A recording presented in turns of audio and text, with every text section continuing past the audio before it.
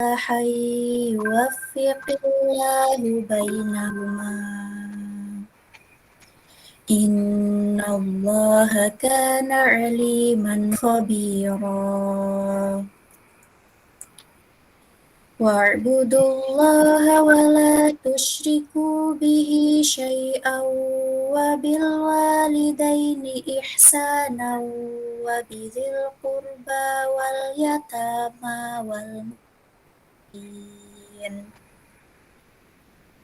والمساكين والجار ذي القربى والجار الجنب والصاحب بالجنب وابن السبيل وما ملكت أيمانكم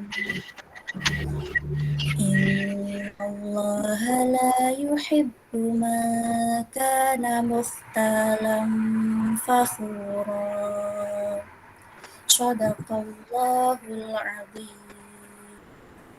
Wassalamualaikum warahmatullahi wabarakatuh. Waalaikumsalam warahmatullahi wabarakatuh. Jazakillah khairan kasiran kepada Ukhti Alvina yang telah menyumbangkan suara yang sangat merdu pada tilawah Al-Quran ini. Baik, kita menuju acara yang selanjutnya ya, Ukhti Villa semuanya, yaitu penyampaian materi. Pada pagi hari ini kita mengangkat tema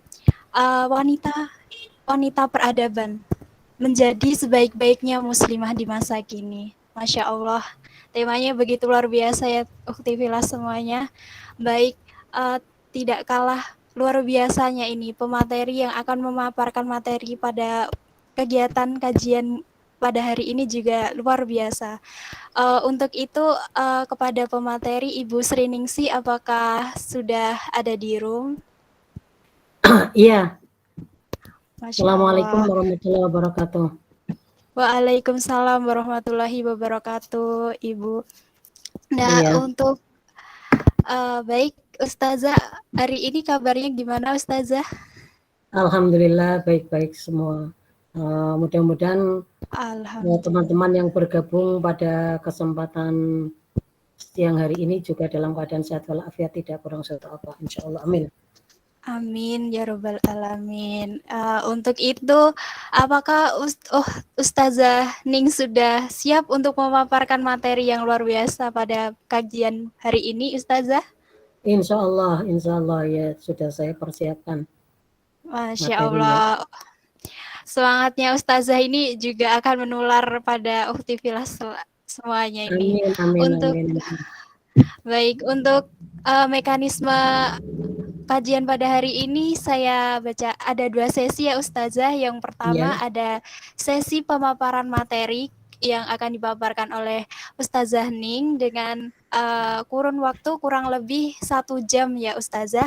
Dan sesi yang kedua adalah sesi diskusi atau sesi tanya jawab yang akan berlangsung pada kurang lebih 30 menit ke depan. Baik, tanpa berlama-lama lagi ya Ustazah, pasti Ustazah tidak sabar untuk membagikan ilmunya kepada kita semua. Baik, waktu dan tempat dipersilahkan Ustazah. Iya. Ya, bismillahirrahmanirrahim. Assalamualaikum warahmatullahi wabarakatuh.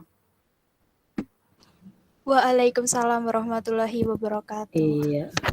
Alhamdulillahirabbil alamin wa bihi nasta'inu ala umuri dunya waddin.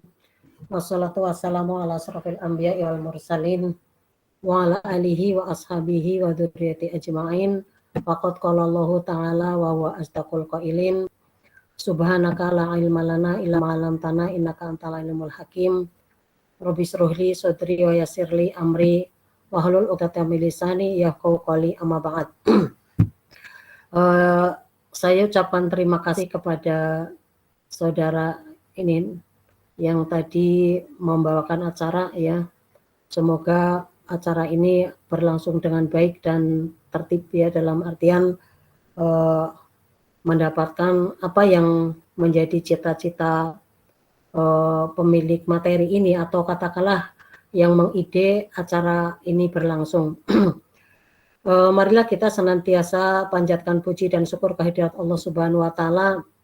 Shalawat dan salam mudah-mudahan senantiasa tercurah atas junjungan kita Nabi besar Muhammad Shallallahu Alaihi Wasallam, keluarga, para sahabatnya, serta para pengikutnya yang setia hingga akhir masa.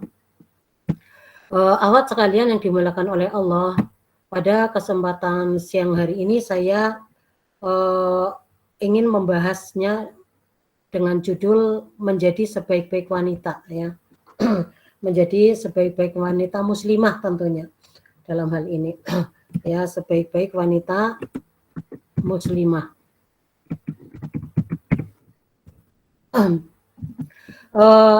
Tentunya Allah Subhanahu wa Ta'ala sebagai pemilik dari syariat ini atau pemilik dari kehidupan ini mempunyai tujuan, ya, ketika menciptakan kita sebagai manusia dan qadarullah kita diciptakan sebagai perempuan atau sebagai wanita, dan alhamdulillah juga kita adalah termasuk orang yang dijadikannya sebagai orang yang beriman, yaitu orang yang beragama Islam.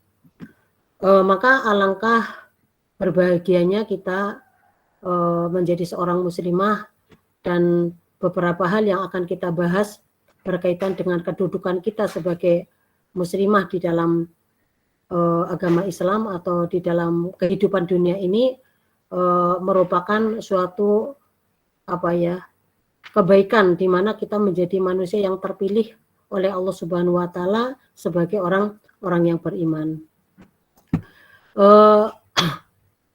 Karena perempuan dalam Islam adalah merupakan makhluk Allah yang memiliki berbagai macam keistimewaan, di mana sebagai seorang anak yang akan tumbuh dewasa menjadi seorang istri dan seorang ibu, seorang perempuan sangat dimuliakan perannya di dalam kehidupan. Al-Quran menjelaskan bahwa kedudukan perempuan dalam Islam sama dengan laki-laki, ya, tidak ada bedanya. Bedanya hanya jenis peranannya saja, di mana perempuan diciptakan dari tulang rusuk dan dijadikan sebagai pasangan bagi laki-laki, bukan sebagai budak atau harta yang bisa diperjualbelikan. Sekalipun pada masa jahiliyah wanita dipandang rendah, dipandang sebagai budak nafsu, bahkan tidak berarti sama sekali. Bahkan pada zaman dahulu perilaku kafir Quraisy terhadap perempuan sangatlah keji, karena tidak mengizinkan perempuan untuk hidup, ya. Ketika mereka mendapati anak yang terlahir itu adalah anak perempuan, mereka terus bermuka merah padam karena mengekspresikan kemarahannya, ya. Dan itu adalah masa-masa jahiliyah di mana lahirnya anak perempuan itu adalah sebagai kehinaan. Ini seperti di dalam surat An-Nahl, ya. An-Nahl ayat 58 dan 59, Allah Subhanahu wa Ta'ala berfirman, wa idza busyira ahaduhum bil untha dhanna wajhuhu muswadda wa huwa kadhim. Dan apabila seseorang dari mereka diberi kabar dengan kelahiran anak perempuan, merah padamlah mukanya dan dia sangat marah. Terus kemudian yatawaro minal qaumi min su'i ma busyira bihi ayumsikuhu ala hunin am yadussuhu fit-turab ala sa'ama yahkumun. Yang artinya adalah ia menyembunyikan dirinya dari orang banyak disebabkan buruknya berita yang disampaikan kepadanya. Apakah dia akan memeliharanya dengan menanggung kehinaan ataukah akan menguburkannya ke dalam tanah hidup-hidup? Ketahuilah alangkah buruknya apa yang telah mereka tetapkan. Ini adalah kejadian di masa lalu sebelum kedatangan Islam. Jadi rumah tangga atau seorang ayah yang istrinya melahirkan anak perempuan, anehnya ya, padahal istrinya sendiri adalah perempuan, tetapi ketika istrinya melahirkan anak perempuan ternyata reaksinya adalah malu, ya. Jadi di sini mukanya merah padam itu karena sangat marah bercampur malu. Kenapa istrinya tidak melahirkan laki-laki? Karena dianggapnya laki-laki adalah penerus keturunan, ya, penerus keturunan. Kalau misalnya itu kerajaan, itu adalah penerus tahta. Sehingga mereka berusaha untuk menyembunyikan diri dari orang banyak, saking malunya, ya, saking malunya, dan mereka memilih menanggung kehinaan dengan tetap memperlihatkan mempunyai anak perempuan, atau bahkan anaknya itu dikubur hidup-hidup. Nah, ini menunjukkan pada bahwa di masa lalu perempuan itu sebelum datangnya Islam adalah manusia yang dihendakkan, manusia yang tidak dianggap sebagai manusia. Nah, setelah kedatangan Islam, ternyata apa? Islam diberikan beberapa keistimewaan, ya. Di antara keistimewaannya, ya, posisi perempuan di dalam Islam itu adalah sebagai pendamping laki-laki.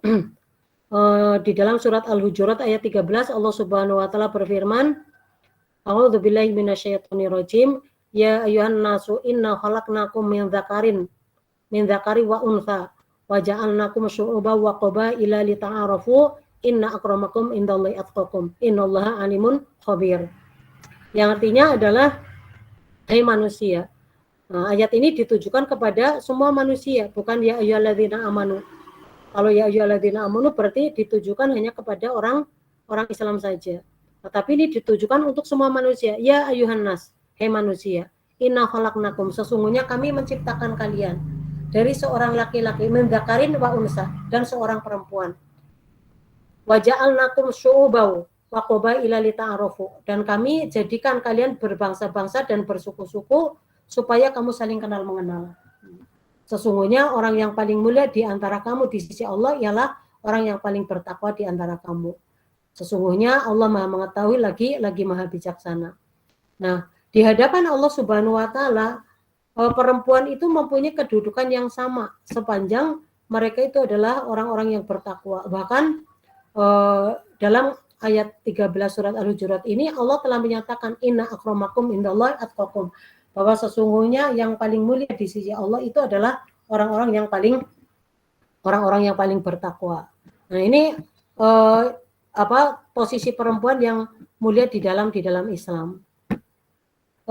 Lalu akhwatilah yang dimuliakan oleh Allah, yang kedua, ya, kemuliaan seorang wanita ya di dalam Islam itu adalah ketika menjadi ibu kedudukannya lebih tinggi daripada ayah. Nah, ini. Ketika menjadi ibu kedudukannya lebih tinggi daripada ayah. Ya, ketika seorang perempuan sudah menjadi seorang ibu, maka derajatnya lebih tinggi dari ayah untuk anaknya. Bahkan surga anak-anaknya itu ada di bawah telapak kaki ibu, di mana dalam suatu riwayat dijelaskan tentang seseorang yang bertanya kepada Rasulullah, siapakah yang harus dicintainya atau siapakah yang harus dimuliakan atau harus lakukan kebaktian kepadanya terlebih dahulu. Maka Rasulullah menjawabnya 3 kali. Ketika ditanyakan sampai ketiga kalinya, Rasulullah mengatakan ibumu, ibumu, ibumu. Lalu kemudian setelah ditanya yang keempat kalinya adalah lalu siapa, lalu siapa, lalu siapa. Kemudian Rasulullah mengatakan lalu bapakmu. Nah, ini menunjukkan bahwa seorang ibu di dalam syariat Islam, ya, di hadapan anak-anaknya adalah dia orang yang lebih mulia daripada ayahnya. Lalu kemudian perempuan solihah itu akan masuk surga dari pintu mana saja, ya. Perempuan solihah itu akan masuk surga dari pintu mana saja yang dikehendaki. Di dalam sebuah hadis Rasulullah SAW bersabda, apabila seorang wanita telah melaksanakan sholat 5 waktunya, menjalankan puasa, menjaga kemaluannya dan taat kepada suaminya, maka dia akan masuk ke dalam surga dari pintu manapun yang dia sukai. Ini. Jadi dia akan masuk ke dalam surga dari pintu manapun yang disukai. Jadi tugasnya ternyata apa? Sholat 5 waktu, puasa Ramadan, menjaga kemaluan dan taat kepada suaminya. Maka dia diperintahkan untuk masuk surga dari pintu mana saja. Padahal pintu surga itu ada 8 jumlahnya. Nah, terserah mau masuk dari pintu yang mana.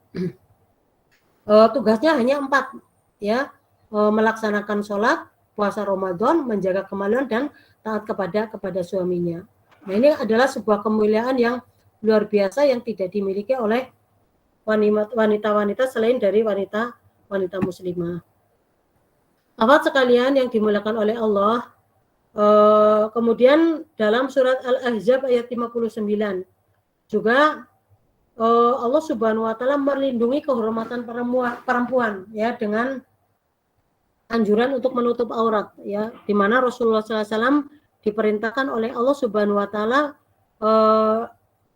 dengan ayat tersebut ya, surat Al-Ahzab ayat 59, ya ayuhan nabiyyu qul li azwajika wa banatika wa nisa'il mu'minina yudnina 'alaihinna min jalabibihin dzalika adna ayyurafna fala yu'dzain wa kana Allahu ghafurur rahim.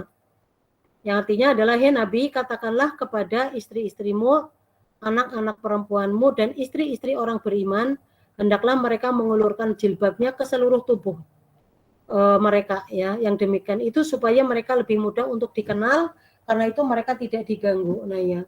Jadi di sini ada poin fala yu'dzain ya. Fala yu'dzain adalah agar mereka tidak diganggu karena menampakkan dirinya menutup auratnya.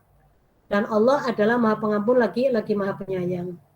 Nah, jadi kehormatan seorang perempuan itu adalah ketika dia berhasil menutup seluruh tubuhnya atau menutup auratnya, kecuali yang biasa tampak yaitu muka dan kedua telapak tangan. Ya, dalam sebuah hadis ya dikatakan bahwa ketika Rasulullah melihat Asma, ya Asma itu adalah kakak ipar beliau, melewati beliau dalam keadaan memakai baju tipis, kemudian beliau Rasulullah SAW mengatakan tidak pantas seorang wanita yang sudah haid ya atau sudah balik kecuali kelihatan daripadanya mata dan muka dan kedua telapak tangannya.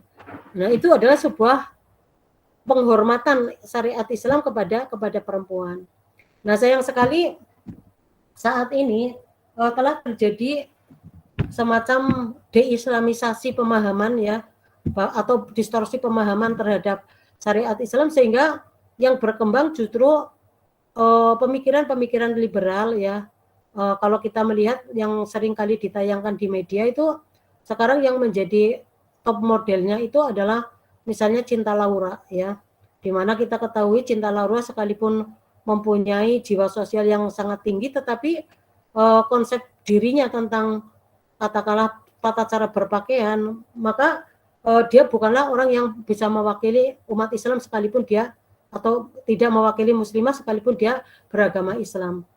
Karena dari menurut pandangan Cinta Laura ya, dia mengatakan bahwa seseorang memperkosa atau seseorang menjadi katakanlah korban kekerasan seksual oleh pemerkosa atau perilaku menyimpang seksual yang lainnya, itu bukan disebabkan karena penampilannya, katanya begitu. Jadi walaupun penampilannya terbuka, kalau laki-laki yang melihatnya itu tidak ngeres gitu ya, atau tidak kotor hatinya, maka tidak mengapa. Nah, padahal syariat Islam ketika menyampaikan hal yang demikian, apalagi Rasulullah SAW di dalam sebuah hadisnya mengatakan tidak ada satu kemadorotan yang paling besar ya dalam kehidupan ini kecuali bahwa yang paling mengganggu atau yang paling madorot ya gangguannya terhadap laki-laki itu adalah perempuan. Artinya perempuan dengan segala penampilannya itu akan memberikan satu godaan ya.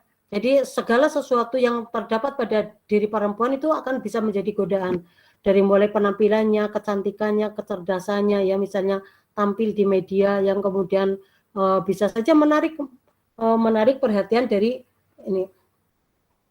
Umi sedang Google Meet sebentar. Ya, jadi intinya bahwa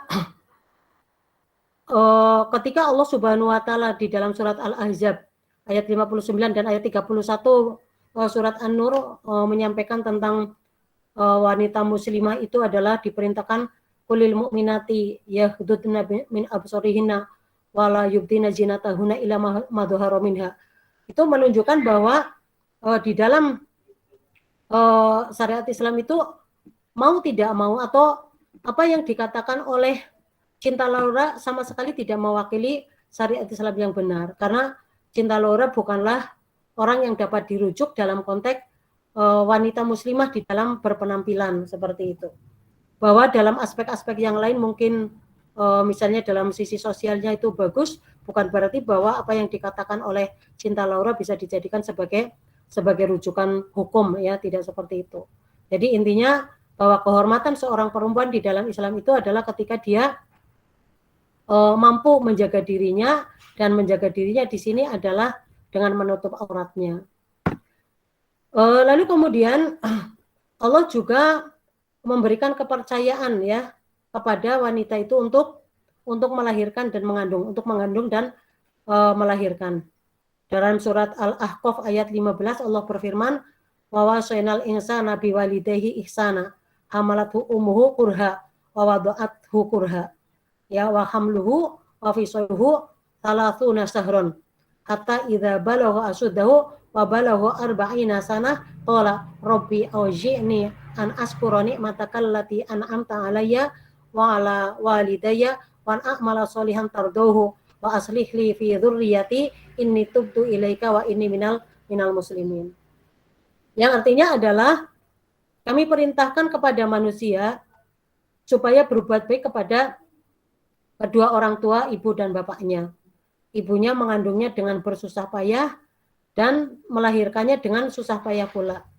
Mengandungnya sampai menyapihnya adalah 30 bulan. 30 bulan ya berarti 2 tahun, ya. 30 bulan ya 2,5 tahun. 2,5 tahun. Sehingga apabila dia telah dewasa dan umurnya sampai 40 tahun, ia berdoa, ya Tuhan kami, tunjukkanlah aku untuk mensyukuri, atau tunjukilah aku untuk mensyukuri nikmat Allah, nikmat Engkau yang telah Engkau berikan kepadaku dan kepada ibu bapakku. Dan supaya aku dapat berbuat amal yang soleh yang Engkau ridhoi, dan berilah kebaikan kepadaku dengan memberi kebaikan kepada anak cucuku. Sesungguhnya aku bertobat kepada Engkau dan sesungguhnya aku termasuk orang-orang yang berserah diri. Nah, ini adalah doa yang sangat bagus, ya, yang dilakukan oleh kita hamba Allah Subhanahu wa taala. Jadi ayat ini yang ada beberapa penulis menulis dengan judul Life Begin 40, ya. Hidup dimulai dari umur 40 tahun, ya, karena di sini ada pernyataan pada umur 40 tahun kesadaran seorang manusia, ya, wabil khusus perempuan, ya, atau di situ adalah menjadi manusia yang sudah matang, ya. Jadi kematangan hidup manusia itu dimulai pada umur 40 tahun. Jadi kalau sudah umur 40 tahun belum matang, belum menemukan jati dirinya, berarti dia tuh masih perlu mencari jati diri lagi. Apa yang dicari dari kehidupan ini ketika umur 40 tahun belum mendapatkan satu keadaan yang seharusnya mengungkapkan ucapan syukur kepada Allah Subhanahu wa taala tadi, ya. Rabbi auzi'ni an askura ni'mataka allati an'amta alayya wa ala walidayya wa an a'mala sholihan tardahu wa aslih li fi dzurriyyati inni tubtu ilaika wa inni minal muslimin. Ini adalah doa yang justru hendaknya diungkapkan kepada Allah Subhanahu wa taala sebagai bentuk rasa syukur karena memasuki umur 40 tahun sebagai usia kematangan.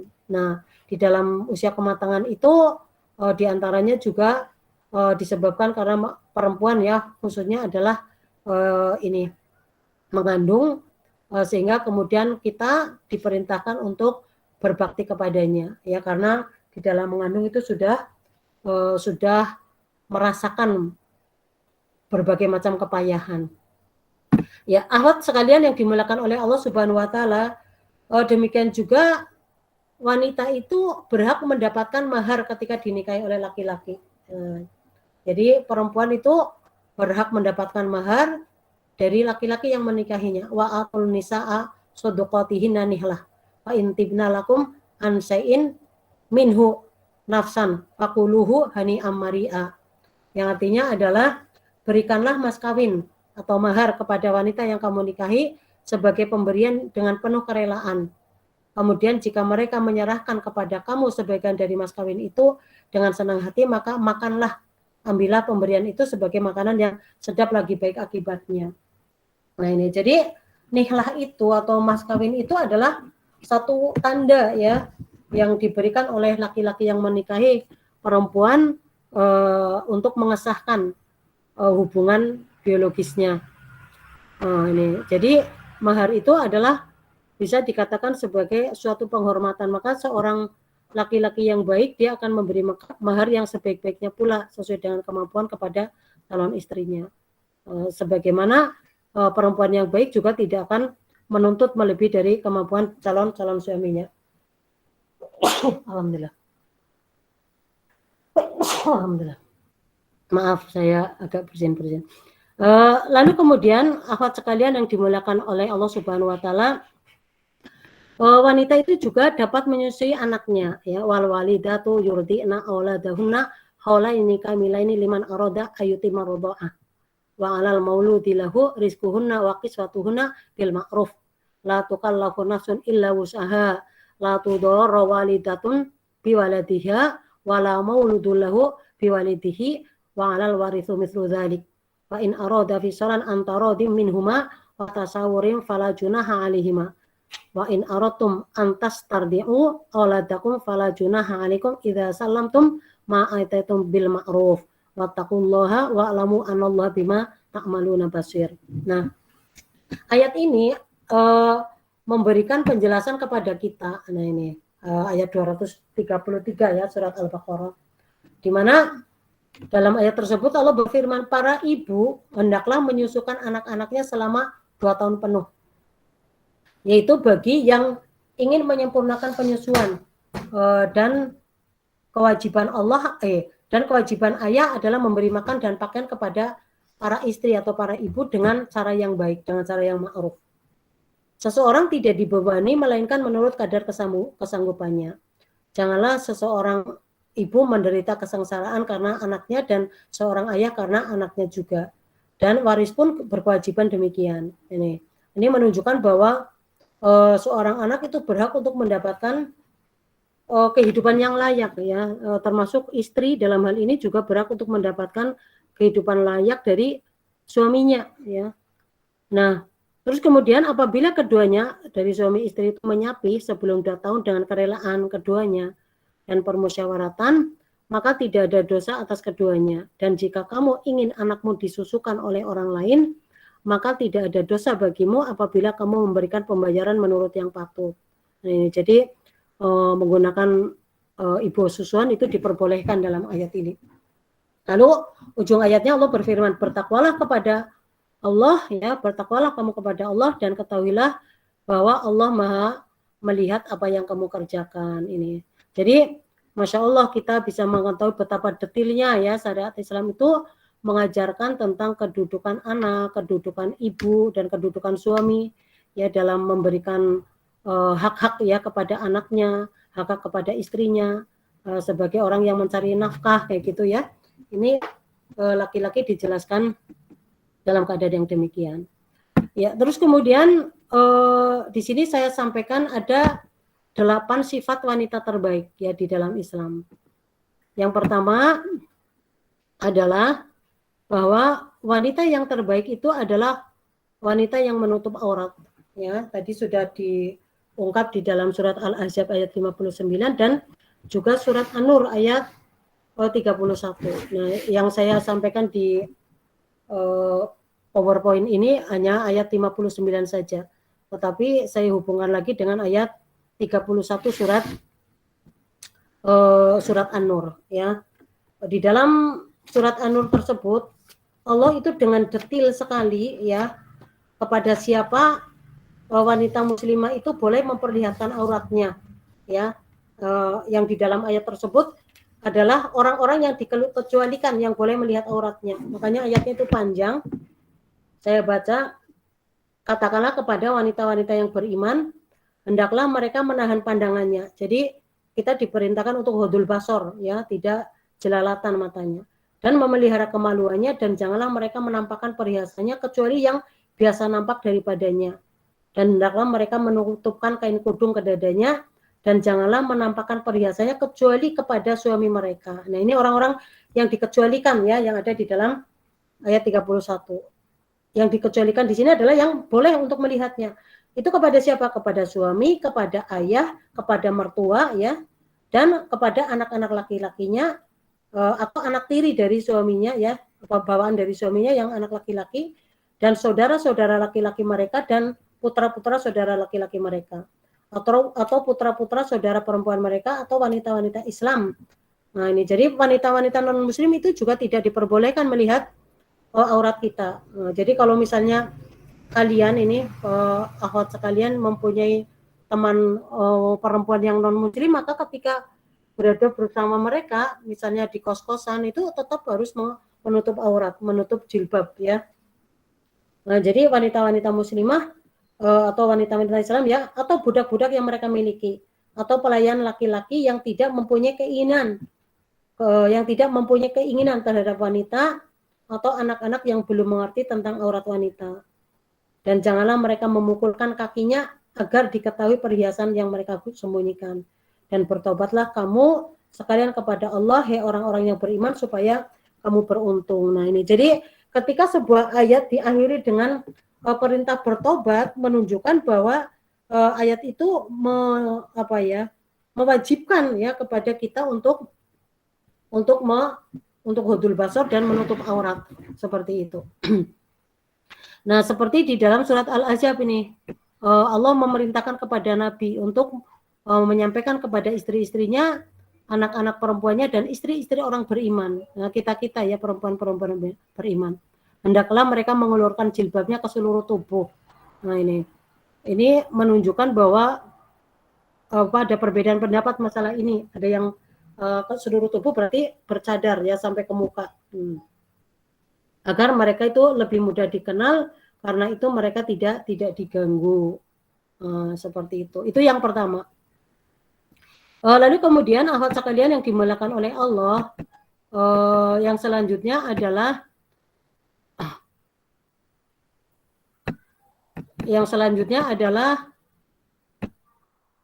berbusana dengan memenuhi syarat pakaian yang syar'i. Di sini sifat wanita terbaik yang menjadi idaman sepatutnya memiliki atau memenuhi beberapa kriteria berbusana ya. Di antaranya syarat pertama itu adalah menutupi seluruh tubuh ya, termasuk kaki kecuali wajah dan telapak tangan ini. Jadi kita diperintahkan untuk berkaos kaki lah, intinya begitu ya. Karena kaki itu adalah termasuk bagian dari aurat. Dalam sebuah hadis memang dijelaskan bahwa perbedaan antara pakaian perempuan dan pakaian laki-laki dalam konteks gamis ya. Jadi laki-laki itu pada zaman dulu juga menggunakan gamis, sehingga gamisnya laki-laki itu adalah yang di atas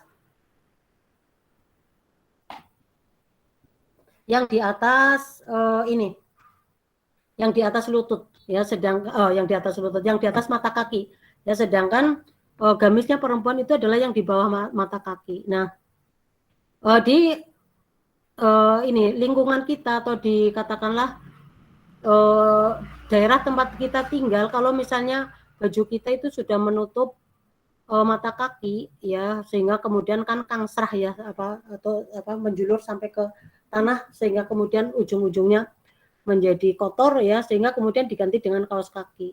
Maka sebenarnya kalau memang pakaiannya itu sudah menjulur sampai di bawah mata kaki, berarti sudah menyapu tanah, maka sudah tidak diperlukan lagi kaos kaki karena sudah menutup semuanya. Jadi kaos kaki itu hanyalah untuk menggantikan baju perempuan yang belum mencapai ke bawah mata kaki. Nah, kurang lebih seperti itu. Nah, terus kemudian syarat kedua adalah bukan memakai pakaian untuk berhias diri. Nah, sehingga sebenarnya yang namanya perempuan itu ada larangan untuk tabaruj. Tabaruj itu artinya bersolek atau berdandan. Dalam ayat 33 surat Al-Ahzab, Allah Subhanahu wa taala berfirman, "Waqarna fi buyutikunna wala tabarrajna tabarrujal jahiliyatil ula." Dan hendaklah kamu tetap di rumahmu dan janganlah kamu bertabaruj seperti orang-orang jahiliyah dahulu ya. Ula-ula itu dahulu atau pertama. Nah, di sini Abu Ubaidah mengatakan bahwa tabaruj adalah menampakkan kecantikan dirinya. Sehingga sudah pakai jilbab tetapi mukanya masih dicat dengan bedak tebal misalnya. Terus dengan lipstik tebal misalnya. Itu adalah tidak diperbolehkan. Karena apa? Ketika itu dilakukan maka hendaklah kamu tetap di rumah. Jadi kalau misalnya kita mau bersolek dengan dandanan yang tebal, yang katakanlah memancing perhatian, maka kita diperintahkan untuk di rumah saja. Makanya apa? Ketika kita keluar rumah, janganlah kamu bertabarut seperti orang-orang jahiliyah zaman dahulu. Nah, kemudian Az-Zujaj mengatakan bahwa tabaruj adalah menampakkan perhiasan dan setiap hal yang dapat merangsang syahwat atau godaan bagi kaum pria. Jadi kaum pria itu ternyata apa? Sangat lemah berkaitan dengan syahwat. Ya, berkaitan dengan syahwat. Oleh karena itu jangan sampai kemudian kita sebagai wanita muslimah pilihan lalu kemudian kita sengaja ya dengan penampilan kita untuk menarik perhatian mereka. Ya, terus kemudian syarat ketiga adalah longgar, tidak ketat dan tidak tipis sehingga tidak menggambarkan bentuk tubuh. Nah, ada meme di sebuah medsos ya tentang misalnya perempuan itu ketika memakai atau membawa tas gendong itu hendaknya tas gendong itu di bawah kerudung gitu ya, di bawah kerudung. Saya berpendapat untuk yang seperti ini berlebihan ya, saya katakan berlebihan karena apa? Pada prinsipnya ketika kita sudah berkerudung lebar, terus kemudian baju kita juga tidak ketat. Yang dimaksud ketat sebenarnya di sini adalah ketika kita memakai pakaian yang seperti kaos menempel loh. Contoh misalnya kayak pakaian renang, itu kan jelas menempel ya. Yang pokoknya membentuk sekali gitu. Nah, sedangkan kalau kainnya adalah kain-kain semacam gamis-gamis yang kita kenal sekarang ini, itu adalah bukanlah kain yang menempel langsung ke tubuh kita gitu. Jadi tidak membentuk. Maka ketika memakai katakanlah membawa tas yang digendong pada saat naik motor, itu tidak ini saya berpendapat ya, itu tidak termasuk yang menampakkan lekuk tubuhnya. Ya karena yang dinamakan menampakkan lekuk tubuh itu adalah transparansi dari ini kain yang jenisnya itu sama seperti jenis kain ini untuk baju renang lah, kurang lebih seperti itu. Akhwat sekalian mungkin bisa membayangkan tentang itu. Artinya apa? Saya ingin mengomentari bahwa tulisan itu atau meme tersebut itu lebay atau berlebihan. Artinya menjadikan seakan-akan saya tidak ingin mengatakan bahwa itu suatu hukum yang sifatnya strict ya, karena pada hakikatnya tidak seperti itulah intinya, tidak seperti itu. Apalagi banyak juga misalnya terjadi orang yang memakai jilbab panjang lalu kemudian karena tidak diikat ya, lalu kemudian terbang malah akhirnya mungkin kalau misalnya rambutnya ternyata panjang terurai, itu malah justru kelihatan kan malah menjadi fatal. Jadi intinya pada prinsipnya ketika kita sudah memakai gamis dan jilbab kita juga sudah gede, terus hanya sementara waktu di motor misalnya kita membawa tasnya itu di punggung, itu bukan bagian dari menampakkan lekuk tubuh. Itu menurut saya ya, sekali lagi kalau seandainya ada teman-teman yang tidak setuju dengan pendapat saya nanti bisa didiskusikan karena faktanya seperti itu. Jadi di komentar di media sosial tentang hal itu juga ya ada banyak yang mengomentari bahwa saya kalau naik motor terus kemudian tasnya tidak untuk mengikat, misalnya tasnya ditaruh di dalam kerudung ya, di dalam kerudung sehingga kerudungnya ketika naik motor karena gitu kan cepet kan jadi kan terbang itu kan malahan kadang-kadang bisa saja masuk ke ruji gitu kalau jilbabnya sangat besar kayak gitu. Tetapi kalau diikat dengan misalnya tas punggung kan itu hanya sementara, atau nanti ketika berjalan kan dicangklong lagi di pundak ya kan seperti itu. Nah itu sih yang saya maksud. Nah terus kemudian syarat yang keempat adalah tidak diberi pewangian atau parfum. Ini juga kita tidak boleh terlalu strik ya, karena ada dalam sebuah hadis ya tentang parfumnya perempuan itu ada ya. Ini saya beri catatan lagi, tidak diberi wangian atau parfum yang menyengat. Nah,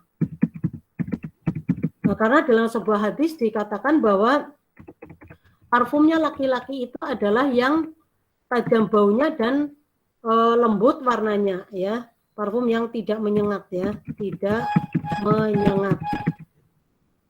Baunya. Nah ini baunya. Jadi yang dimaksud itu adalah parfum yang tidak menyengat baunya. Kalau hanya untuk fresh saja ya, menyegarkan tubuh dan orang yang berada di dekatnya saja, itu tidak sampai seperti itu. Karena memang di dalam hadis sahih juga begitu. Sekali lagi saya sampaikan bahwa parfumnya laki-laki itu adalah yang lembut warnanya tetapi tajam baunya. Sedangkan parfumnya perempuan itu adalah yang tajam warnanya dan lembut baunya. Itu ada, menunjukkan bahwa perempuan itu diperbolehkan memakai parfum tetapi tidak menyengat baunya. Ya, terus kemudian di sini dari Abu Musa ya, dari Abu Musa Al-Asy'ari radhiyallahu an, bahwasanya ia berkata Rasulullah SAW bersabda, ayyuma mra'atin istaqtarat famarrat alaihi ala qaumin liyajidu ya, liyajidu min rihiha fahya zaniyah. Nah, itu adalah makna yang bisa kita lihat bahwa seorang perempuan yang mengenakan wewangian lalu melalui sekumpulan laki-laki agar mereka mencium bau harum yang dia pakai, maka perempuan tersebut adalah seorang pelacur. Ini adalah ketika memakai wangi-wangiannya sengaja ditujukan untuk agar laki-laki yang dilewatinya itu mencium bau harumnya. Tetapi kalau tujuannya adalah hanya untuk menyegarkan diri dan berusaha untuk tidak lewat di sekumpulan laki-laki, maka tidak termasuk yang berada di dalam hadis ini. Karena apa? Seseorang yang mempunyai keringat yang bau lalu kemudian tidak memakai parfum itu juga akan menjadi gangguan bagi orang-orang yang di sekitarnya. Jadi ini tadi pedomannya adalah bahwa yang dimaksud tidak diberi wangi-wangian itu adalah maksudnya yang tidak menyengat baunya. Ya, baunya tidak semerbak sekali. Ya hanya sekedar untuk menyegarkan tubuh dan orang yang benar-benar sedang dekat di dekatnya itu tidak terganggu oleh keberadaannya. Lalu kemudian syarat yang kelima, tidak menyerupai pakaian pria atau pakaian non muslim ini. Di sini disebutkan bahwa la'anal nabiyyu sallallahu alaihi wasallam al mukhannathaini ya minar rijal ya. Ini yang ini mutasabiat kalau di dalam versi yang lain itu Allah melaknat la'anallahu mutasabihina bin nisa wa mutasabihat birijal ya. Jadi bahwa Rasulullah melaknat pria yang menyerupai wanita dan kaum wanita yang menyerupai kaum pria, itu haram ya, tidak diperbolehkan. Itu dilaknat oleh Nabi Muhammad SAW dan Allah Subhanahu wa taala. Terus kemudian dari hadis yang lain, barang siapa yang menyerupai kaum maka dia termasuk menjadi bagian dari kaum mereka. Sebentar saya menjawab ini dulu. Ya, halo, Umi itu ada Google Meeting. Sebentar, ada Google Meeting.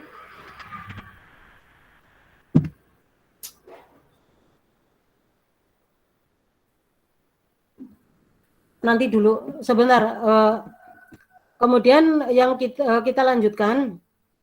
Nah ini, jadi man tasabbaha biqaumin fahuwa minhum. Jadi barang siapa yang menyerupai suatu kaum, maka dia mau menjadi bagian dari kaum tersebut. Jadi kalau kita menyerupai pakaian kita itu seperti orang, katakanlah kan ada kadang-kadang model kerudung yang seperti biarawati ya, itu tidak diperbolehkan. Nanti kita dikatakan sebagai menyerupai mereka dan kita dianggap sebagai orang yang sama dengan mereka. Ya, terus kemudian ciri wanita muslimah itu adalah orang yang betah tinggal di rumah. Nah ini, waqarna fi buyutikunna wala tabarrujna tabarrujal jahiliyatil ula. Dan tinggallah kalian di dalam rumah-rumah kalian dan janganlah kalian berdandan sebagaimana dandannya ala orang jahiliyah terdahulu. Nah, dalam hal ini dari Abdullah Nabi Muhammad SAW bersabda, inam ro'ata ya, wa innaha idza kharajata min buyutiha ya, sesungguhnya perempuan itu adalah aurat. Jika dia keluar rumah maka setan menyambutnya. keadaan perempuan yang paling dekat dengan wajah Allah adalah ketika dia berada di dalam rumahnya. Ini. Jadi sesungguhnya perempuan di dalam Islam itu utamanya berada di dalam rumah. Ini dari hadis yang diriwayatkan oleh Ibnu Huzaimah, ya, dan dinyatakan sebagai hadis yang sahih. Akhwat sekalian yang dimuliakan oleh Allah Subhanahu Wa Taala, wanita muslimah itu adalah wanita yang terbaik, di mana mereka itu memiliki sifat malu. Nah, di sini dikatakan al-haya'u la ya'ti ilal bikhair, illa bikhair. Rasa malu tidaklah mendatangkan kecuali kebaikan. Ini hadis riwayat Bukhari dan Muslim. Maka dikatakan dalam sebuah hadis yang lain, fa idza lam tastah fasna masyita. Maka barang siapa yang tidak mempunyai rasa malu, maka lakukan apa yang kamu sukai. Nah, di sini dijelaskan bahwa wanita yang baik seharusnya memiliki sifat malu yang sangat malu, isinan gitu loh. Makanya perempuan-perempuan yang saat ini joget-joget di TikTok itu sudah kehilangan rasa malu. Ya, walaupun pakai jilbab tetapi joget-joget di TikTok itu bukanlah karakter seorang wanita muslimah yang terbaik, ya. Di sini dijelaskan ya bahwa tatkala ia sampai di dalam surat Al-Qasas 23 sampai dengan 24, ini walamma warodama'a madyana wajada alihi ummatan minan nasi yaskuna wa wajada min dunihimul mar'ataini tadudan, ya. Jadi ketika mereka sekelompok orang yang sedang meminumkan ternaknya, ternyata dijumpai di belakang orang banyak itu ada 2 orang wanita yang sedang menambatkan ternaknya. Jadi ternaknya sedang diuger, ya, ditambatkan di sebuah pohon lah atau apalah pokoknya. Terus kemudian Musa berkata, apakah maksudmu dengan berbuat begitu? Lalu kedua wanita itu menjawab, kami tidak dapat meminumkan ternak kami sebelum penggembala itu memulangkan ternaknya. Sedang bapak kami adalah orang tua yang telah lanjut umurnya. Maka Musa memberi minum ternak itu untuk menolong keduanya. Nah, ayat 23 dan 24 surat Al-Qasas ini menjelaskan bahwa perempuan itu ketika berada di lingkungan laki-laki itu harus mendahulukan laki-laki, ya, tidak boleh nyerobot, ya, termasuk di dalam dunia pekerjaan pun seharusnya ini, ya, idealnya adalah perempuan itu tidak boleh menduduki kedudukan yang lebih tinggi daripada laki-laki. Hanya saja sekarang ini ternyata faktanya seperti sesuatu yang terbalik, ya. Padahal konsepnya adalah seperti itu. Karena perempuan itu memiliki rasa malu. Ya, terus kemudian akhwat sekalian yang dimuliakan oleh Allah, wanita mempunyai sifat taat, ya, dan menyenangkan hati suaminya ini. Jadi memiliki sifat taat. Ini saya hapus, ada kelebihan kata. Memiliki sifat taat dan menyenangkan hati suaminya. Di sini dalam sebuah hadis dijelaskan, ya, dari Abu Hurairah radhiyallahu an, pernah ditanyakan kepada Rasulullah SAW, ya, qila li Rasulillah SAW, ayun nisa'i khairun, qala lati tasuruhu idza nadhara wa tuti'uhu idza amara, ya, wala tukhalifuhu fi nafsiha wa maliha bima sakrahu. Yang artinya adalah pernah ditanyakan kepada Rasulullah SAW, siapakah wanita yang paling baik? Jawab beliau, yaitu yang paling menyenangkan ketika dilihat oleh suaminya, mentaati jika diperintah, dan tidak menyelisih pada dirinya dan hartanya sehingga membuat suaminya benci. Jadi di sini maksudnya adalah wanita itu adalah orang yang menyenangkan ketika dilihat, ya, rapi, tidak bau berambang kayak gitu misalnya. Ya, konteksnya seperti itu. Tetapi nanti juga ada pembahasan-pembahasan tersendiri tentang suami. Tetapi ketika kita berbicara tentang kita, ya, kewajibannya kepada suami adalah seperti ini. Penampilan yang tidak membuat suami itu sepet matanya, ya, tetapi menyenangkan dan juga memelihara harta suami dan juga mentaatinya. Ya, terus kemudian dalam hadis yang lainnya lagi juga dijelaskan bahwa apakah engkau sudah bersuami ini dari Al-Husain bin Misham menceritakan bahwa bibinya pernah datang ke tempat Nabi Muhammad SAW karena satu keperluan. Ya, selesainya dari keperluan tersebut Rasulullah SAW bertanya, apakah engkau sudah bersuami? Bibi Al-Husain menjawab, sudah. Bagaimana sikap engkau terhadap suami?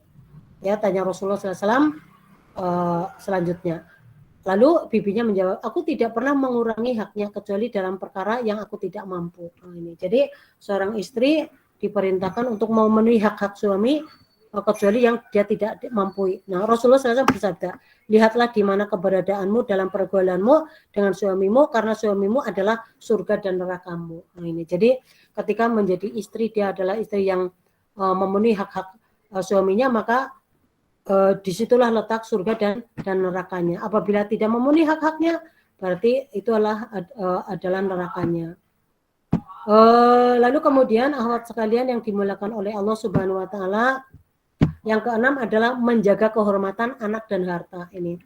Wasolihatu qaninatun hafizatun lil ghaibi bima hafizallah. Sebab itu maka wanita yang soleh ialah yang taat kepada Allah lagi memelihara diri ketika suaminya tidak ada ini. Ya, jadi ketika suaminya tidak ada bukan mencari kesempatan untuk berselingkuh dengan laki-laki lain nih, gitu, tidak seperti itu. Nah, ini ayat surat An-Nisa ayat 34. Lalu kemudian yang selanjutnya adalah yang ketujuh bahwa memiliki sifat bersyukur dengan pemberian suaminya. Jadi wanita terbaik itu memiliki sifat bersyukur terhadap pemberian suaminya. Di sini dijelaskan bahwa Rasulullah SAW itu pernah diperlihatkan ya ketika diperjalankan dalam Isra Mi'raj ya, dalam Isra Mi'raj ya, dalam Isra Mi'raj. Kemudian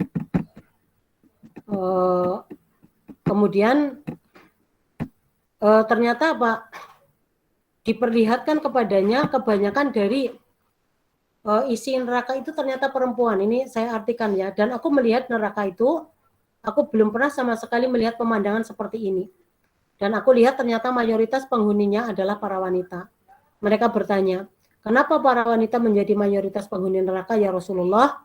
Beliau menjawab, disebabkan karena mereka mengkufuri suaminya. Artinya tidak berterima kasih kepada suaminya.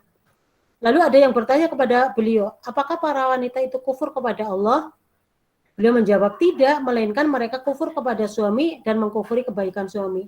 Jadi tidak pernah berterima kasih kepada suami dan selalu menganggap suaminya itu tidak pernah berbuat apa-apa, tidak pernah berbuat baik sedikit pun.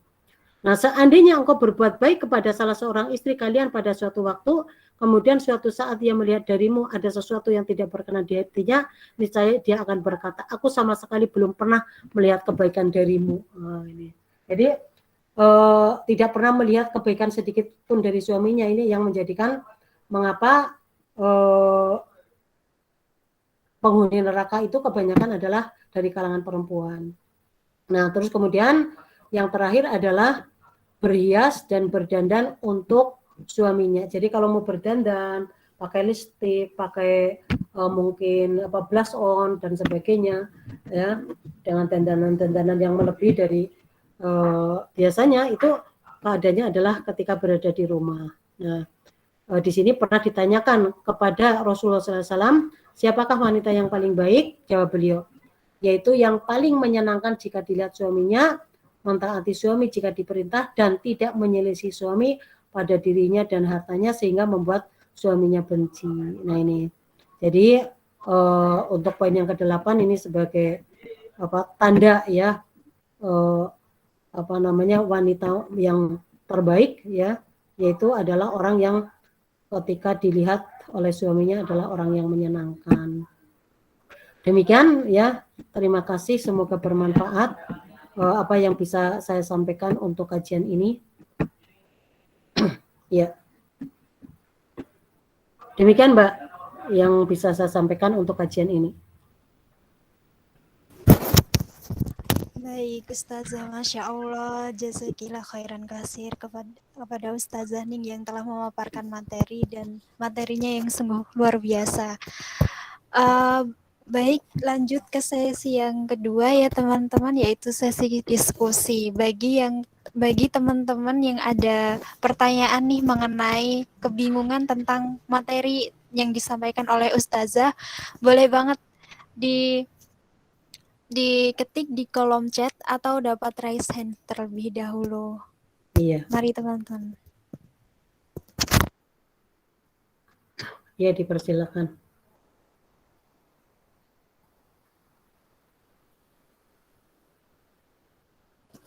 Baik, Ustazah. Sebelum ada teman-teman yang tanya nih sambil menunggu juga, saya izin bertanya boleh Ustazah? Ya, dipersilakan. Baik, di sini saya ada beberapa pertanyaan Ustazah Iya. mengenai ya 8 sifat wanita terbaik yang poin kedua yang berbusana memenuhi syarat pakaian yang syar'i itu Ustazah. Iya. Nah, pertanyaan pertama, tidak dapat dipungkiri ya Ustazah kalau Iya. akhir-akhir ini pakaian wanita itu banyak stylenya gitu Ustazah Iya. untuk Iya. lebih mencolok dan berbagai motif yang riwah gitulah Ustazah. Iya. Iya. Nah, Iya. untuk kita sendiri sebagai muslimah kan pasti kayak pengen banget gitu Ustazah Iya. berpenampilan Iya. seperti itu gitu. Iya. Iya. Namun di sisi lain kita juga memiliki enggan karena kita sebagai muslimah masa harus seperti itu gitu.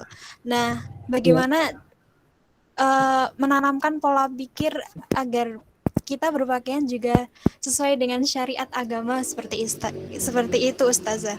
Dan Iya. untuk pertanyaan yang kedua itu kan di media sosial itu kan banyak sekali wanita yang sudah menutup aurat dengan sangat rapi bahkan bercadar ya Ustazah. Kemudian dia itu melakukan memposting dirinya gitu dengan walaupun terlihat hanya matanya dia itu mentabarujkan matanya sehingga dia itu kayak terlihat cantik gitu Iya. jadi Iya. rentik atau apa gitu Ustazah. Nah, Iya. apakah dengan dalih dia ingin berdakwah gitu di media sosial, apakah itu Iya. diperbolehkan ya Ustazah? Iya. Dan yang terakhir adalah bagaimana cara kita ya Ustazah sebagai wanita mensikapi omongan orang lain bahwa kalau berbusana gamis besar terus menyeret tanah gitu kayak Iya. ibu-ibu gitu, Iya. bagaimana cara kita itu lebih sabar bisa menghadapi omongan-omongan yang negatif seperti itu Ustazah. Iya. Sekian pertanyaan dari saya, mohon Iya. pencerahannya Ustazah. Iya. Masya Allah ini pertanyaan dari Mbak Nurjanah ya. Masya Allah ini tiga-tiganya pertanyaan yang sangat terjadi di keadaan sehari-hari ya. Pertanyaan pertama adalah banyaknya model pakaian yang bermacam-macam gitu sehingga kemudian menimbulkan pokoknya ya perhiasan-perhiasan yang justru menjadi pusat perhatian. Jadi kalau saya memandangnya itu adalah bagian dari godaan setan itu seperti itu. Jadi ketika perempuan itu sudah mau menutup aurat, ternyata di dalam menutup auratnya juga masih ingin ada godaan setan di dalamnya. Ternyata bajunya itu masih harus ada pernik-perniknya. Bahkan misalnya ini penutup ini yang ada di dagu ya, peniti di sini itu saja kan ada yang peniti yang terus kemudian ada hiasannya ke bawah kan. Seperti saya pernah ini sama teman-teman di pengajian saya mengatakan begini, ya Allah, yang namanya setan itu pintar sekali membidik semua bagian dari apa yang disukai oleh perempuan. Sampai untuk peniti di dagu saja itu harus ada hiasannya sampai ke sini sehingga seperti kalung kan, seperti itu kan. Kalau hanya sekedar katakanlah bros kecil saja di sini tuh agak mending, tapi itu sampai seperti ini, sampai manjang, ya enggak? Kebayangkan? Atau terus kemudian sekarang ini juga pada saat kita memakai ini masker saja, maskernya kan juga ada banyak mute-mutenya, dihias begini. Itu sebenarnya itu bagian dari godaan setan. Padahal apa intinya menutup aurat itu adalah menutup aurat untuk tidak memperlihatkan gitu pada hakikatnya.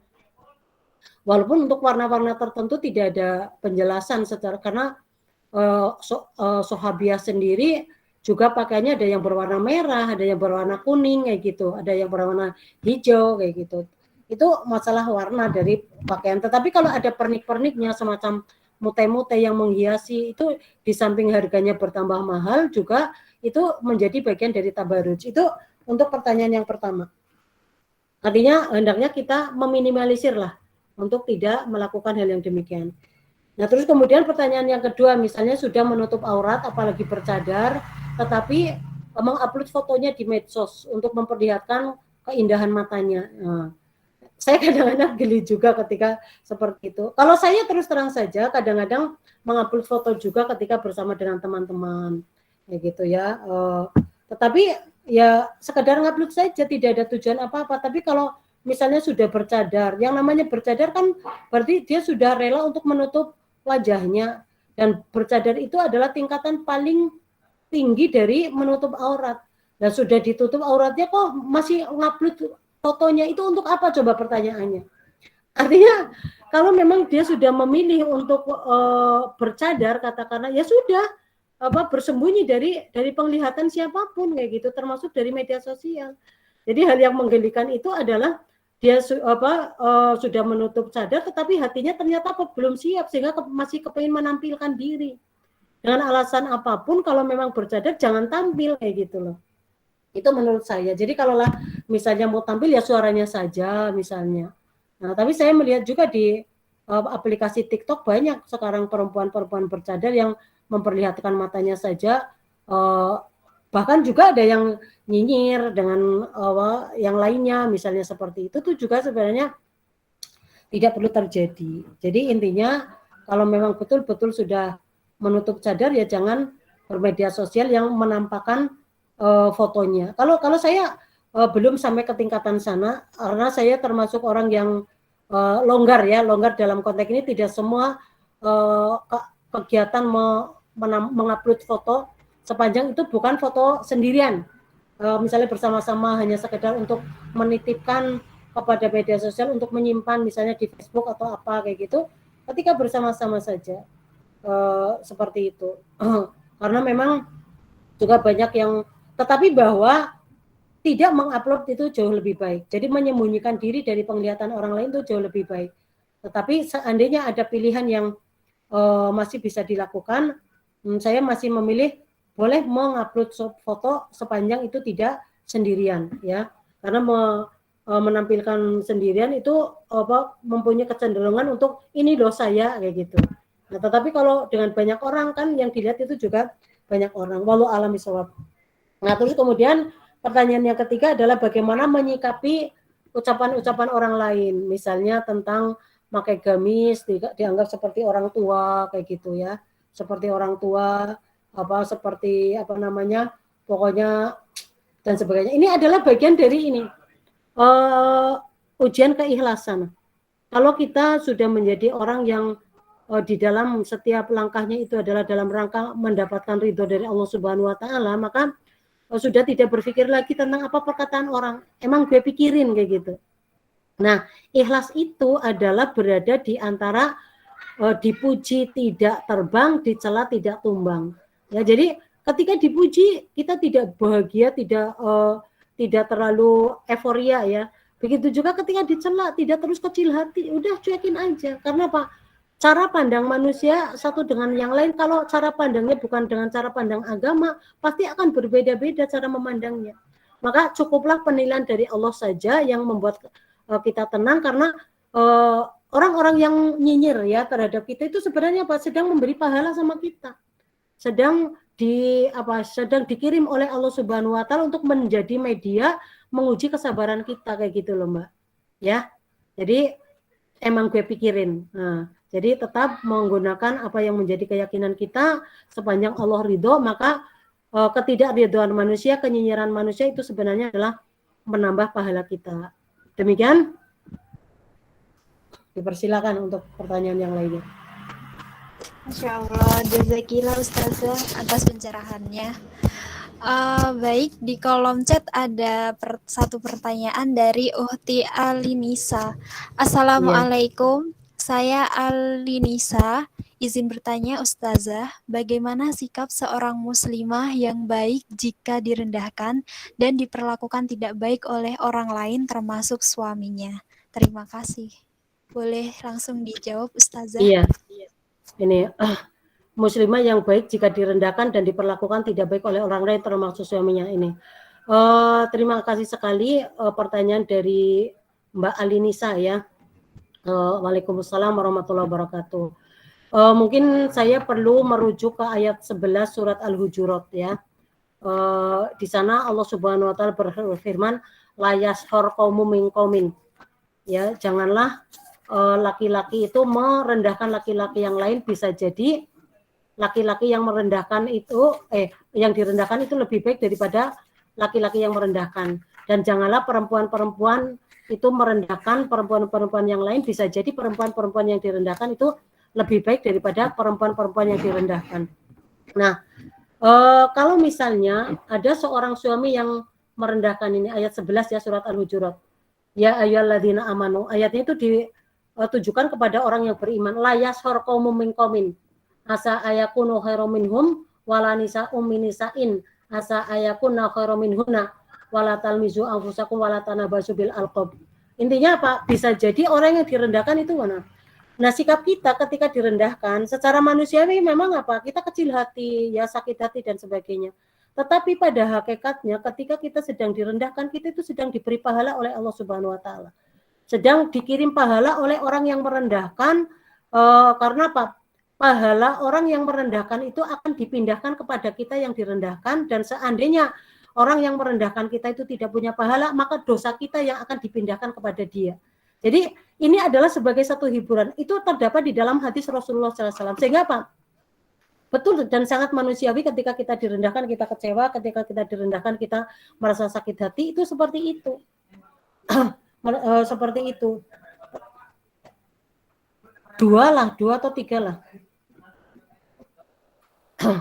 Ya, jadi intinya bahwa yang harus dimasukkan ke dalam hati kita ketika kita direndahkan itu kita pupus ya, ke hati kita itu kita redakan, kita redam bahwa orang yang merendahkan kita sebenarnya sedang menghinakan dirinya sendiri.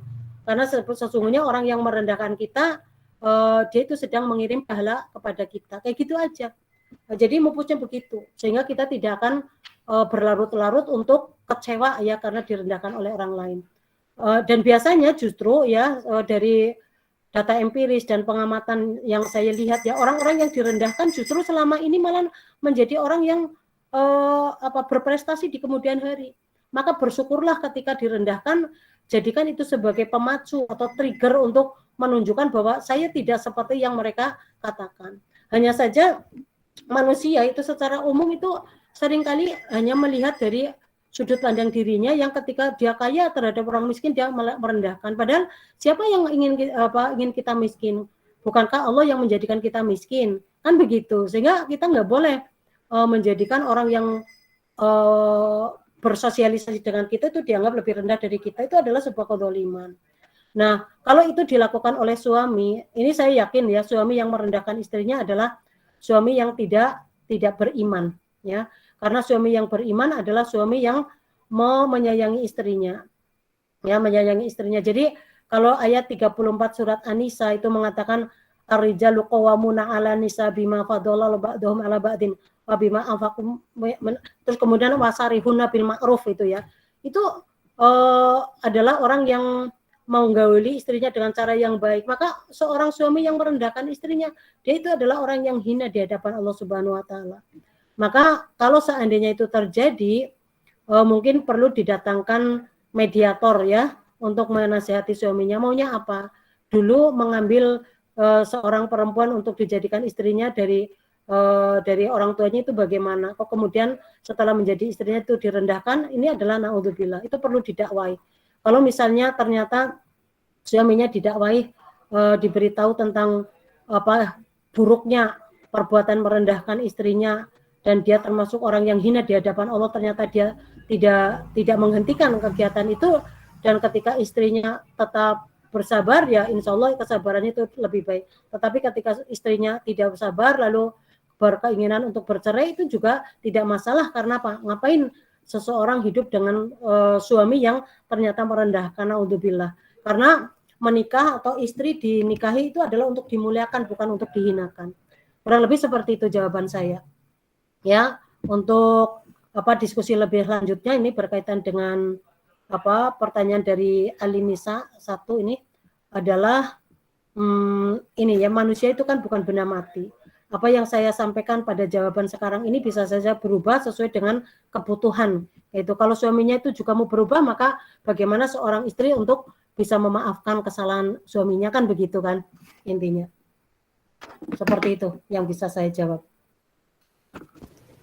Baik. Jazakillah Ustazah atas jawabannya. Baik, dari Ukti Alinisa, apakah ada feedback? Iya, terima kasih banyak itu dari Mbak Alinisa. Oh, baik. Berarti sudah paham ya Mbak Alinisa, semoga ilmunya dapat dipahami dan diimplementasikan di suatu saat nanti. Baik, bagi teman-teman yang masih ada pertanyaan, boleh banget nih langsung diketik di kolom chat atau dapat raise hand terlebih dahulu.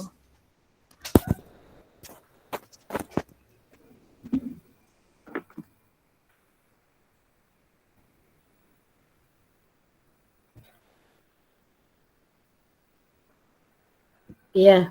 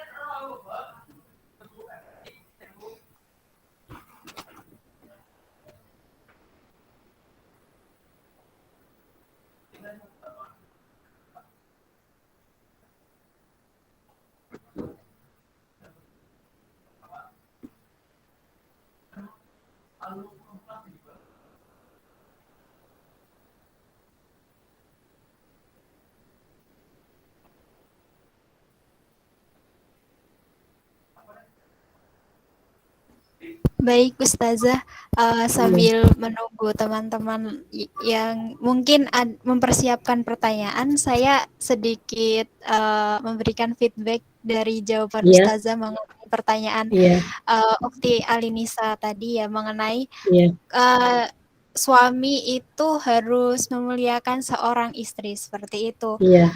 Kalau misal di sebuah rumah tangga itu justru si istrinya ini yang lebih mendominasi, itu kira-kira bagaimana ya Ustazah? Iya. Nah, ya terima kasih, ini pertanyaan yang bagus juga ya. Karena begini ya, dalam satu hadis kan sudah dijelaskan ya bahwa laki-laki di dalam rumah tangga itu adalah sebagai qawwam. Nah, tetap ketika kemudian beralih ke qawamannya itu kepada perempuan, maka suami itu juga berdosa. Berarti dia suami takut istri ya. STI ya, suami takut istri. Nah, ini adalah sesuatu yang tidak diperbolehkan. Oleh karena itu, seorang istri yang baik itu adalah bahwa ketika dia mempunyai potensi untuk katakanlah dominan di dalam rumah tangganya, dia harus menyadari minimal dia dalam masalah keuangan dia harus terbuka. Misalnya kalau misalnya suaminya itu mau mengamanahkan misalnya uangnya kepada istrinya semua, istri juga harus terbuka, uangnya itu jangan ditekem, jangan dipegang sendiri kayak gitu. Jadi harus jangan sampai semua keputusan itu keputusannya, karena dalam sebuah rumah tangga ketika ada dua ide yang sama-sama baiknya antara ide istri dan suami, maka yang harus didahulukan adalah ide suaminya, baru ide istrinya. Jangan suaminya itu selalu diabaikan terus seperti itu. Jadi harus ada komunikasi yang dua arah dan mengutamakan pendapat suami yang yang diutamakan sepanjang itu tidak bertentangan dengan syar'i. Intinya ada komunikasi yang harus terjalin dengan baik sih, sebenarnya seperti itu. Wallahu a'lam bishawab.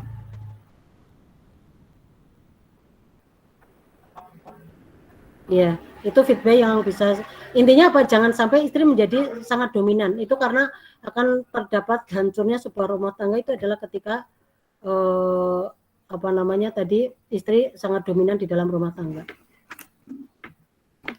Masya Allah, jazakillah Ustazah atas jawabannya. Iya. Berhubung teman-teman belum ada yang bertanya ini, atau sudah paham semua nih teman-teman? Iya. Kenapa pada, atau mungkin materinya sudah sangat jelas dipaparkan oleh Ustazah, jadi teman-teman sudah paham dan bisa memahaminya gitu. Baik Ustazah, karena waktunya juga sudah habis ya Ustazah, alhamdulillah tepat waktu. Saya izin membacakan kesimpulan dari materi pada kajian kali ini ya Ustazah. Iya. Yang nanti bertema, saya juga memberikan closing statement insya Allah nanti. Iya, silakan. Baik Ustazah. Simpulkan. Baik, kajian pada pagi hari ini mengusung tema yaitu menjadi sebaik-baiknya muslimah di masa kini. Kita sebagai manusia yang terlahir sebagai perempuan ya, khususnya muslimah, perempuan di dalam Islam, yang kita harus sangat syukuri karena dalam Islam tersebut sangat mengistimewakan perempuan. Di antaranya kita memiliki kedudukan 3 kali lebih tinggi daripada seorang laki-laki. Kemudian kita sangat diberi jalan yang mudah gitu untuk menuju surga dengan memenuhi syarat-syarat seperti menjalankan sholat 5 waktu, puasa di bulan Ramadan, menjaga kemaluan dan taat kepada suami. Kemudian kita sebagai perempuan juga berhak mendapatkan mahar yang baik jika dinikahi oleh seorang laki-laki. Kemudian keistimewaan lain kita diatur secara rinci di dalam Al-Quran mengenai bagaimana cara kita bersikap, bagaimana cara kita berpenampilan, hingga bagaimana keistimewaan perempuan lainnya. Kemudian kita diberi, sebagai perempuan kita diberi keistimewaan dapat menyusui, hamil, kemudian dapat mengandung seorang anak, seperti itu. Dan kita sebagai muslimah harus memiliki 8 sifat agar menjadi wanita yang baik. Di antaranya seperti menutup aurat, berbusana dengan memenuhi syarat pakaian yang syar'i, kemudian betah tinggal di rumah dan lain sebagainya. Dan meskipun wanita tersebut, kita sebagai wanita muslimah banyak cobaan, banyak celaan dengan berbagai persoalan seperti itu, kita harus tetap teguh dan memegang terus syariat-syariat yang ada dalam Al-Quran yang mengatur tentang kita. Seperti itu yang kiranya dapat saya simpulkan pada materi kajian hari ini. Kemudian sebelum berakhirnya sesi, silahkan kepada Ustazah Ningsi untuk memberikan closing statement kepada kami. Iya, alhamdulillah yang dimuliakan Allah Subhanahu Wa Taala. Alhamdulillah kajian kita pada kesempatan siang hari ini dengan judul menjadi wanita yang sebaik-baiknya ya menurut Islam sudah kita sampaikan. Mudah-mudahan Allah Subhanahu Wa Taala memberikan hidayah dan inayahnya kepada kita, memberikan taufik kepada kita untuk bisa mengamalkan dalam kehidupan kita sehari-hari sehingga kita termasuk hambanya yang dihisab dengan hisab yang mudah pada yaumil qiyamah kelak. Aku qouli hadza astaghfirullahi wa lakum usikum wa nafsi bitaqwallah. Assalamualaikum warahmatullahi wabarakatuh. Waalaikumsalam warahmatullahi wabarakatuh. Iya. Baik Ustazah, kita lanjut ke sesi dokumentasi. Apakah Ustazah bersedia? Baik, untuk teman-teman dimohon untuk mengaktifkan kameranya ya, karena Iya. akan dimulai sesi dokumentasi. Kepada panitia yang bertugas, saya persilahkan ya. Nanti ikuti aba-aba saya setelah semuanya telah menghidupkan kameranya. Saya tunggu hingga 11.5 ya teman-teman.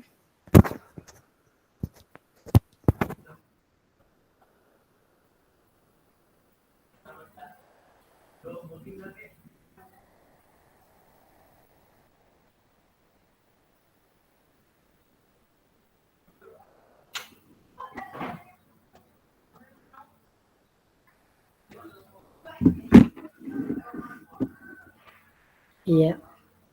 Ini 8 yang lainnya nggak kelihatan nih.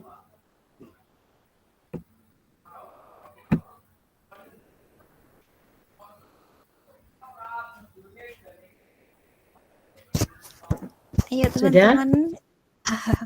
Baik, mungkin teman-teman lainnya kendala jaringan sehingga tidak dapat mengaktifkan kameranya, begitu Ustazah. Iya, iya. Baik, untuk panitia yang bertugas, saya aba-abai untuk men-screenshot gitu ya. Baik, saya mulai ya teman-teman. Mohon screenshot-nya itu dari mana ini? Screenshot-nya Baik, dari mana? dari panitia Ibu. Iya, maksudnya kalau dari Gimana? kalau dari komputer saya kepengen screenshot itu gimana ini? Pakai logo Windows sama tombol PRT-SC gitu, Ibu. Udah ketemu belum, Ibu?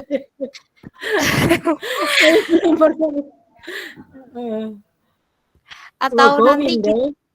iya, logo Windows, pencet bareng sama tombol PRT-SC itu, Ibu.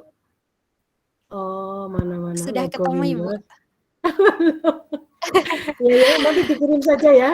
Ya, Dikirim hasil nanti fotonya. dari kami akan mengirimkan, ya, Ibu. Iya, Baik. Iya, iya. Untuk itu, ayo teman-teman perlihatkan senyum kalian ya. Saya hitung 1, 2, 3. Baik, sekali lagi ya teman-teman. 1, 2, 3. Ayo, pada nggak gerak nih. Sekali lagi, terakhir. Mau gerak. Satu lagi nih. 1, 2, 3. Baik, ya ampun cantik-cantik, Masya Allah. Baik, karena kajian pada pagi hari ini juga sudah selesai, saya izin mengingatkan untuk teman-teman yang belum melakukan bisa melakukan presensi ya pada link yang sudah di-share oleh panitia di kolom chat. Nah, kita beranjak ke sesi yang terakhir yaitu sesi penutup. Masya Allah, tidak terasa ya sudah di ujung sesi ini. Saya sebagai moderator yang memandu jalannya kajian pada kegiatan hari ini, memohon maaf jika banyak terjadi kesalahan, baik itu tutur kata maupun perbuatan saya. Kurang lebihnya saya ucapkan terima kasih. Terima kasih juga kepada Ustazah Ning yang sudah menyempatkan hadir dan mengisi. Ya, demikian juga saya juga mengucapkan terima kasih atas partisipasi teman-teman ini yang sudah meluangkan waktu ya. Karena mungkin waktunya kepengin istirahat tapi harus mengikuti kajian ini. Itu kan juga harus kita hargai. Iya, terima kasih juga kepada Ultibila semuanya yang sudah menyempatkan hadir pada kajian pada hari ini. Akhirul salam. Masya Allah. Mari kita tutup kegiatan kajian pada hari ini dengan bacaan hamdalah bersama-sama dan doa kafaratul majelis. Alhamdulillahirabbil alamin. Subhanaka Allahumma bihamdika asyhadu an la ilaha illa anta astaghfiruka wa atubu ilaih. Akhir kata dari saya, wassalamualaikum warahmatullahi wabarakatuh. Waalaikumsalam warahmatullahi wabarakatuh.